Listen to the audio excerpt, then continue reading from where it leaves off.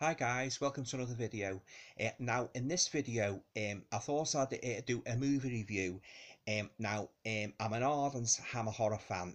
Absolutely grew up watching Christopher Lee and Peter Cushing and those brilliant, fantastic Hammer gothic horror movies.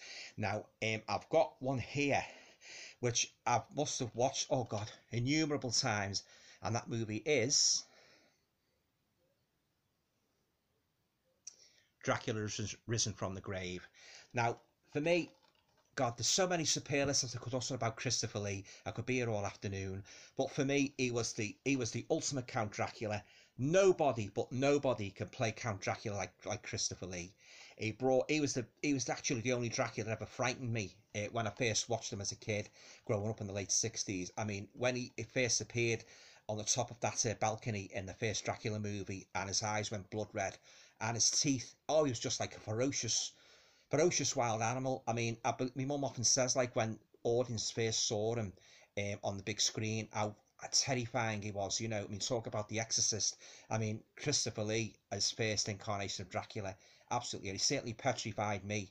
But this movie, what I'm about to talk about now, Dracula Has Risen from the Grave, was made in 1968, and it's the direct sequel to Dracula, Prince of Darkness, which, if you remember, after the end of Dracula, Prince of Darkness, the Count was dispatched by the Francis Matthews character, the protagonist. He actually had a fight with him on the ice, and the monk shot the ice, and Dracula plunged down to an icy grave.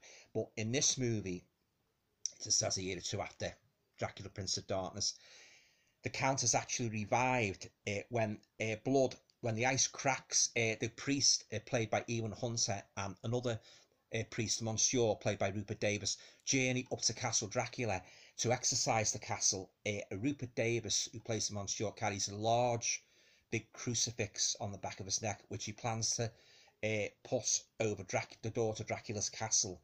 But his companion, clergyman, he gets the willies, and he wants to stay down further down the mountain until the Monsieur's done his duty, exercising Castle Dracula. But anyway, how Dracula is revived is actually the priest falls down onto the ice, and the ice cracks, and the blood from the priest's wound drips onto Dracula's lips, and before you know it, our favourite Count is up and running again, creating havoc in the local village.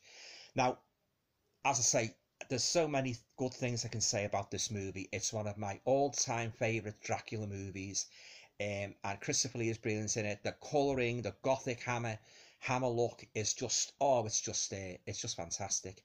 And an added bonus in the movie is the presence of the lovely, gorgeous Veronica Carlson. I mean, she plays Maria, the heroine in this movie, to the hero Paul, and she's just a delight to look at every time she graces the screen. She really is. And the story is very good.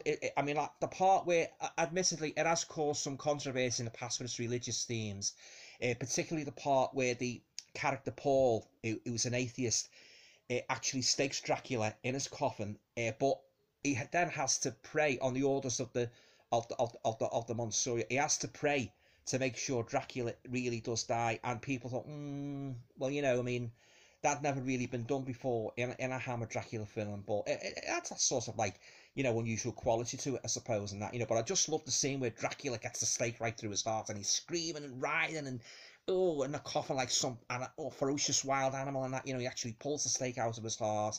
But I don't want to go on too much about this movie in case you haven't seen it, but it is a fantastic movie. As I say, it's well acted. All the characters are good.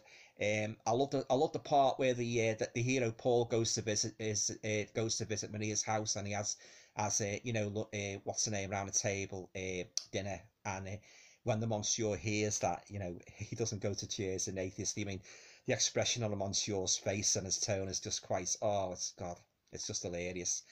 But honestly, I love the rooftop scenes in it as well, where Dracula's stalking along the rooftops, and he bursts into Maria's room, and that, and then just as he's going to take his bite, he sees the door bursts open, and the Monsieur rushes in, that, and he just scarpers out the window and just goes down the rooftops and that. And the climax as well is fantastic as well, the final conflict and that. But what can I say? As I just said, Christopher Lee was just oh, he's just, nobody can play Dracula like him. And this movie, I absolutely treasure this movie. I've watched it many times. Usually stick it on some sides, maybe on a wet Sunday afternoon, and you know, just enjoy it, thoroughly enjoy it. But then again, I love all Christopher Lee's Dracula movies, so but this is really rates highly in my estimation. I mean, if you've never seen this movie, I highly recommend that you know you go out and buy it. I mean, you know, I mean, there's been many Draculas like over the years, like, you know, but Christopher Lee is my number one Dracula. End of. You know, I mean, I know we, you know, like some people say, like, you know, some movie you never said a word and that, but then I think that just adds to the elements of demonic, you know, demonic malevolence to the character. You know, but this is a wonderful release from you know, from Warner Brothers, and it's fantastic to see all the Dracula, Hammer Dracula movies getting Blu-ray releases. And a couple, I mean, there's been a couple from Screen Factory, special editions. Well, Dracula, Prince of Darkness, I bought added to my collection. I hope to be the review on that soon. But Dracula has Risen from the Grave. I mean, not only is it one of my all-time favourites Hammer horror movies, it actually ranks in my top 10, you know, all-time top 10 horror movies ever. I'm just absolutely love Hammer movies. I mean, I've actually written books on the studio, 3 books on the studio, and they're just fantastic. Along with Universal, these were the movies what I grew up watching, and you know, I say never get tired of sticking them on again. You know, they just got. I mean, the characters are just that good. I mean, this doesn't star Peter Cushing, but even so, it's just a brilliant, brilliant Hammer movie, thoroughly enjoyable. And so Veronica Carlson is just an absolutely breathtaking to watch on the screen. So if you've never seen Dracula's Risen from the Grave, I highly recommend you watch it. You know, I mean, if you love Christopher Lee, I mean, you know, you won't be disappointed.